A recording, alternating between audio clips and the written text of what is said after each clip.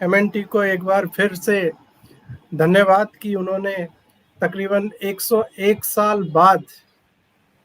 पुनः एक बार इस जो परिषद हुई थी 1920 में नागपुर में, उस नागपुर की परिषद को फिर से जो मूल निवासी बहुजन समाज के लोग हैं उनके सामने उद्धृत करने की कोशिश की है। बहुत अच्छा प्रयास है और यहीं से हमें एक विचार भी विकसित होगा कि छत्रपति शाहू जी महाराज का एक राष्ट्र के लिए क्या उनकी अवधारणा थी और भारत किस तरह से एक राष्ट्र बनेगा। इस चीज की एक बहुत मतलब क्लियर कट अंडरस्टैंडिंग इस जो भाषण था, इस भाषण में हमें दिखाई देगी। पहली चीज तो मैं इस बात को और थोड़ा सा आगे बढ़ाऊंगा कि ये पहला बार था, पहला मतलब एक हमारा मूल निवासी बहुजन समाज के जो नायक थे और उनका जो आंदोलन था वो पहली बार एक कंटिन्यूटी में आ रहा था। अदरवाइज क्या हुआ कि हमारा आंदोलन आया, उसके बाद एक बहुत लंबे समय का गैप आता रहा और गैप आने के बाद फिर से कोई हमारे नायक और हमारा आंदोलन फिर से खड़ा हुआ और फिर गैप आना शुरू हुआ। लेकिन पहली बार राष्ट्रपिता ज्योतिबा फूले ने न केवल इस आंदोलन को लीड किया बल्कि लिपिबद्ध किया और लिपिबद्ध करने के साथ उन्होंने यह स्थापित किया कि जो यहाँ के शूद्र अतिशूद्र हैं उनकी जो समस्याएं हैं, उन समस्याओं का जो जड़ है वो ब्राह्मणवाद है। दूसरी चीज वो क्या कर रहे थे कि अंग्रेजों को ये मान रहे थे कि यहाँ के जो शूद्र अतिशूद्रों के जीवन में जो क्रांतिकारी परिवर्तन ला सकते हैं वो अंग्रेज ला सकते हैं, इसलिए वो अंग्रेजी भाषा और अंग्रेजों से बार बार शूद्र अतिशूद्रों के अधिकारों की जो मांग है उस मांग को कर रहे थे। हंटर कमीशन के बारे में हम चीजों को जानते हैं। तीसरी चीज जो वो कर रहे थे, वो जो अभी मेरे साथ जो मिर्जकर साहब हैं वो अभी बात रख रहे थे कि जो छत्रपति जो राष्ट्रपिता ज्योतिबा फूले ने सत्य शोधक समाज की स्थापना करी और ये जो चमत्कारवाद था, आडंबरवाद था, उस सब को समाज से खत्म करने के लिए उन्होंने केवल ये स्थापित किया कि जो सत्य है उसका हम शोधन करेंगे और सत्य ही समाज में स्थापित होगा।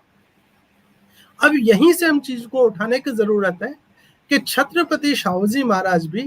राष्ट्रपिता ज्योतिबा फूले के जो विचार थे और विचारधारा थी और सत्य शोधक समाज था उससे प्रभावित थे। जैसे वो कहते हैं कि भाई अब जो छत्रपति जो सत्य शोधक समाज है वो उसको ना केवल रिवाइव करते हैं बल्कि अपने राज्य में उसके जो मूल्य हैं उन मूल्यों का प्रचार प्रसार भी करते हैं। उसके बाद जैसा मानगांव कॉन्फ्रेंस के बारे में अभी आपको बताया, उसके अलावा आगे यदि आप देखें कि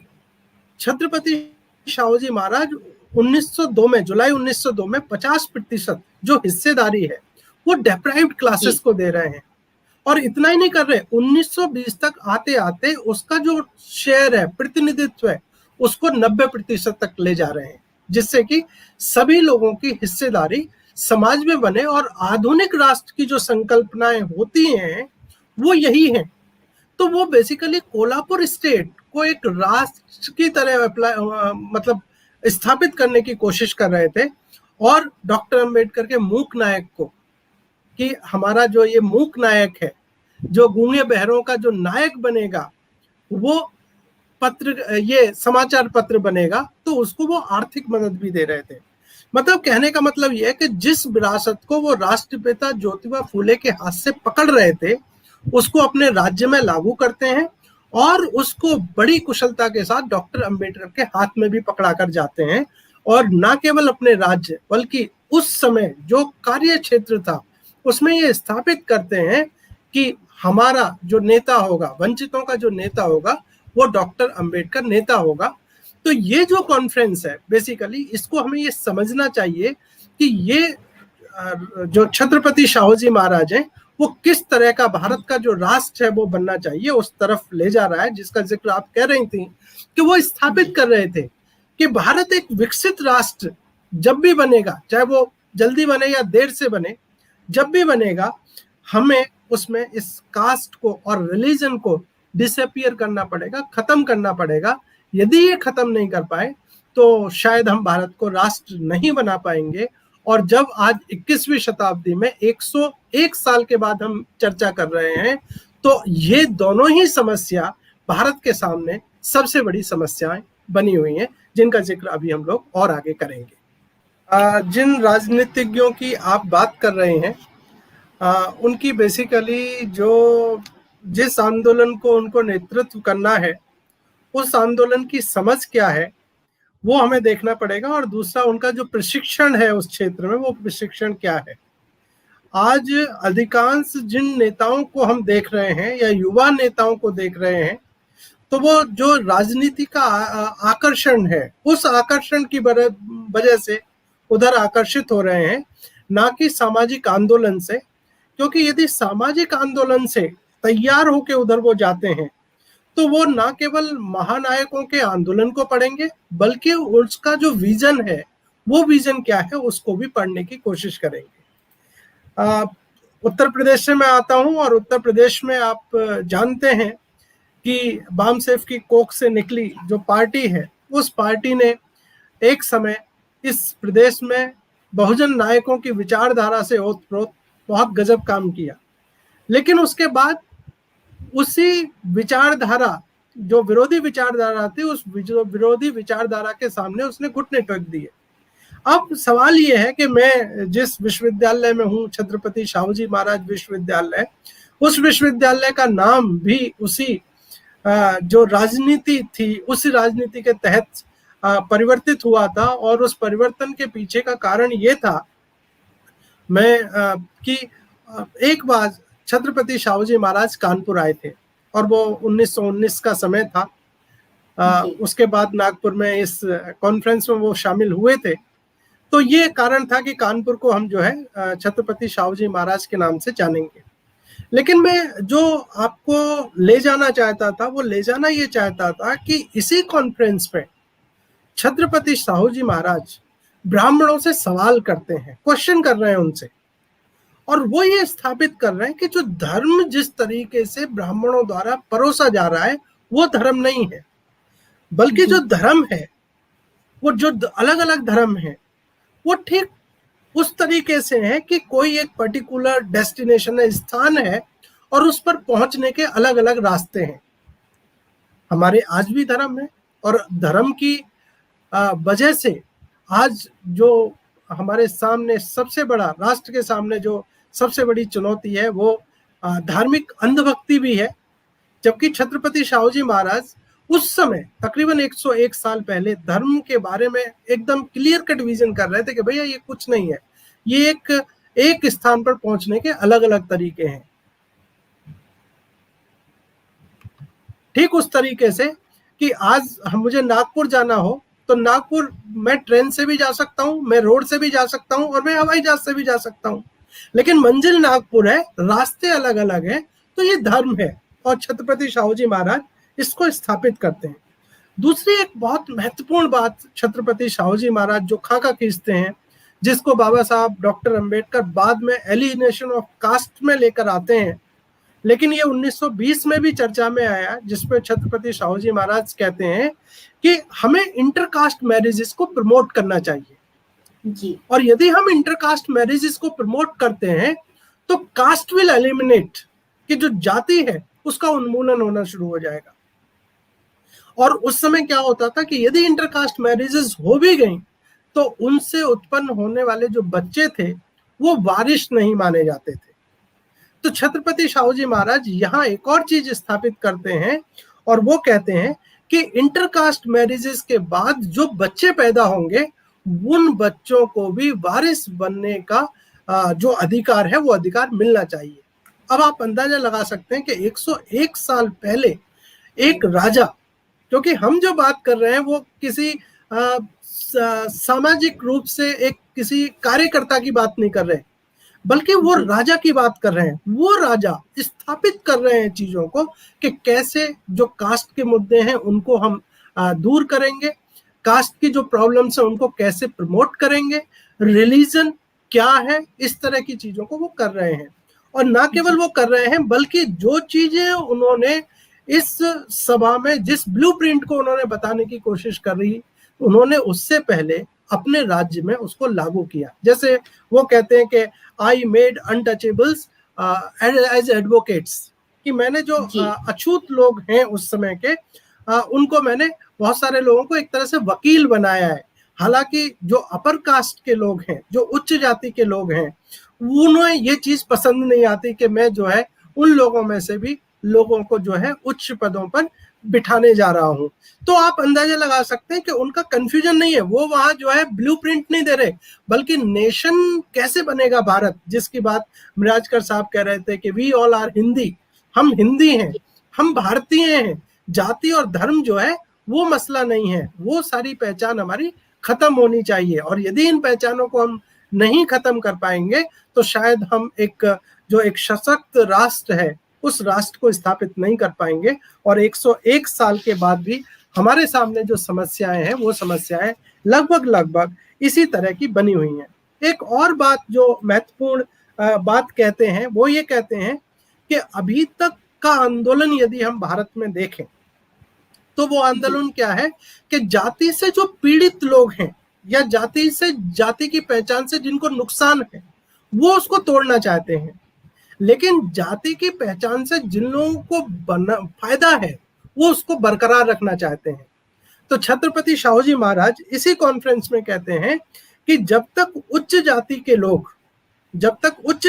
लोग जाति को समाप्त करने का प्रयास नहीं करेंगे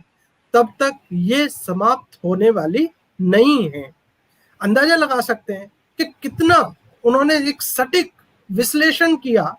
और जाति कैसे खत्म होगी, उस खत्म होने के लिए एक ब्लूप्रिंट दिया कि भाई जब तक उच्च जाति के लोग आगे नहीं आएंगे इस जाति को खत्म करने के लिए तब तक बात नहीं बनेगी। और ये मेरे ख्याल से हमारे जो देश है उसमें ये एक बहुत भारी गतिरोध है कि अब 70 साल की आजादी के बाद भी जो उच्च जाति के लोग हैं अपनी उच्च जाति को बरकरार रखकर उसका फायदा उठाना चाहते हैं और जो वंचित जाति के लोग हैं उनको वो कोई जगह नहीं देना चाहते। तो ये एक बहुत महत्वपूर्ण दूसरी चीज एक और जो इसी उसमें वो कहते हैं अब क्या है कि मराठाओं को भी हमें जागरूक करना पड़ेगा, और यदि हम मराठाओं को जागरूक कर पाते हैं तो वो जातियों को तोड़ने का प्रयास करेंगे।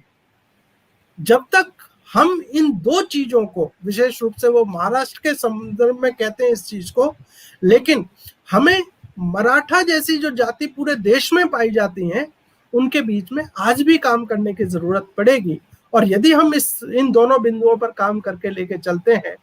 तो जो जाति की समस्या है वो इस पर समाधान हो सकती है, और बहुत सारा जो ह्यूमन रिसोर्सेस इस भावना की वजह से जो बर्बाद चला जा रहा है उस बर्बादी को हम रोक पाएंगे और एक सशक्त राष्ट्र जैसा छत्रपति शाहू जी महाराज देख रहे थे वैसा हम बनाने में कामयाब होंगे। इससे पहले कि मैं इस कड़ी पर आऊं, मैं थोड़ी सी बात और छोड़ूंगा, क्योंकि 101 साल बाद यदि हम इस परिषद की उस भाषण पर चर्चा कर रहे हैं तो मुझे लगता है कि उन बातों को हम छोड़ देंगे तो शायद हमारी बातें अधूरी हो जाएंगी। और कुछ कड़ी के बारे में मैंने शुरुआत ही वहीं से पकड़ के की थी, तो बेशक उसको मैं और करूंगा। बेसिकली छत्रपति शाहू जी महाराज का मानना था कि अंग्रेजी जो शासन है उसने देश और अछूतों पर बड़ा एहसान किया है, और एहसान की जो वजह थी वो वजह क्या थी कि जो मनु के जितने भी कानून थे वो अंग्रेज धीरे धीरे समाप्त करते चले जा रहे थे, और जो मूल निवासी बहुजन समाज था और है वो मनु के कानूनों से ही वो पीड़ित था। मतलब उसको जो गुलाम बनाया गया था वो मनु के कानूनों से बनाया गया था, और अंग्रेज उन कानूनों को समाप्त कर दे रहे थे। इसलिए छत्रपति शाहू जी महाराज कहते हैं कि भाई अंग्रेजों ने इस देश और अछूतों पर बहुत बड़ा उपकार किया है, यदि देश, अछूत और महिलाओं को उसमें शामिल कर लिया जाए तो तकरीबन 90% और 95% लोगों पर अंग्रेजों ने उपकार किया। तो छत्रपति शाहू जी महाराज कहते हैं कि भाई कुछ पूरक कानून बनने की जरूरत है, जिनको पोषक कानून कह सकते हैं, सप्लीमेंट्री लॉ कह सकते हैं। और वो पूरक कानून, वो कहते हैं कि पहली चीज ये है कि कास्ट को एनिलेट, कास्ट उन्मूलन, जाति उन्मूलन का एक पूरक कानून बनना चाहिए। दूसरी चीज वो क्या कहते हैं, दूसरी चीज वो कहते हैं इंटरकास्ट मैरिजेस के लिए भी एक पूरक कानून बनना चाहिए। तीसरी चीज वो कहते हैं कि जो पंथ निरपेक्षता के लिए भी एक पूरक कानून बनना चाहिए, राष्ट्रीयता के लिए एक पूरक कानून बनना चाहिए, पूरे समाज के लिए एक पूरा कानून बनना चाहिए। तो आप अंदाजा लगाइए कि वो कह रहे हैं कि जो ये कानून है, इन कानूनों के सपोर्ट में भी एक पूरक कानून बनने चाहिए। इन पूरक कानूनों के माध्यम से जो वर्तमान के कानून है और मजबूत होंगे, और जब वो मजबूत होंगे तो जो कहना चाहिए कि जो शूद्र अति शूद्र हैं, वो जो ब्राह्मणवाद की गुलामी है उससे मुक्ति की तरफ बढ़ेंगे। अब इतनी बात मैं कह के इस बात को मैं समाप्त कर रहा था, लेकिन आगे मैं जो बात करना चाहता हूं कि कैसे कड़ी है जी। मैंने शुरुआत जो की थी वो की थी कि इतिहास में ये पहली बार ऐसा आ रहा था कि हमारा आंदोलन और हमारे जो नायक हैं वो ऐसा लगता है कि राष्ट्रपिता ज्योतिबा फूले अपनी विरासत को वो छत्रपति शाहू जी महाराज के हाथ में सौंप कर जाते हैं, और छत्रपति शाहू जी महाराज अपनी विरासत को बाबा साहब डॉक्टर अंबेडकर के हाथ में सौंप कर जाते हैं। एक चीज और क्या होती है यहाँ कि जो मैंने पहले ही कहा कि राष्ट्रपिता ज्योतिबा फूले ना केवल पुस्तकों की रचना करते हैं, बल्कि पुस्तकों की रचना के बाद वो संगठन बनाते हैं, और उस संगठन का जो नेतृत्व है वो सही मायने में राष्ट्रपिता ज्योतिबा फूले के बाद छत्रपति शाहू जी महाराज संभालते हैं। छत्रपति शाहू जी महाराज के माध्यम से, क्योंकि जब हम लोग डायनामिक्स देखते हैं ऑर्गेनाइजेशन की, तो बहुत सारी चीजें छत्रपति शाहू जी महाराज के साथ रहते हुए बाबा साहब डॉक्टर अंबेडकर ने सीखी होंगी, और बाबा साहब डॉक्टर अंबेडकर उस विचारधारा को पकड़ते हैं जो राष्ट्रपिता ज्योतिबा फूले की विचारधारा है, इसीलिए अपना सामाजिक गुरु उनको वो कहते हैं जी। इसी तरीके से ना केवल छत्रपति शाहू जी महाराज कहते हैं कि हमारा जो नेता है वो नेता डॉक्टर अंबेडकर है, बल्कि बाबा साहब डॉक्टर अंबेडकर भी कहते हैं कि हमें छत्रपति शाहू जी महाराज के जो जन्मदिन है उसको सामाजिक लोकतंत्र के रूप में मनाना चाहिए। ये वो कड़ी, महत्वपूर्ण कड़ी है कि जब लोकतंत्र की चर्चा भी नहीं हो रही है, तब बाबा साहब डॉक्टर अंबेडकर कह रहे हैं कि हमें छत्रपति शाहू जी महाराज के जन्मदिन को सामाजिक लोकतंत्र के रूप में मनाने की कोशिश करनी चाहिए। तो ये एक महत्वपूर्ण गठजोड़ है, और उसके बाद इन तीनों महापुरुषों के आंदोलन और विचारधारा को बाम से पकड़ता है कि हम ही सच्चे जो है इनके कहना चाहिए कि फॉलोअर हैं, इनके फॉलोअर हैं, जो हम इन तीनों नायकों की विचारधारा और इनके संगठनों के आधार पर समाज कल्याण और शूद्र अति शूद्र जो SC ST OBC या मूल निवासी बहुजन लोग हैं उनके कल्याण के लिए कार्य कर रहे हैं। ये मैं थोड़ा सा इसकी जो लिंकेजेस है, जो कड़ी के रूप में छत्रपति शाहू जी महाराज को बाबा साहब डॉक्टर अंबेडकर और राष्ट्रपिता फूले के बीच में, इस तरह से मैं देखता हूँ।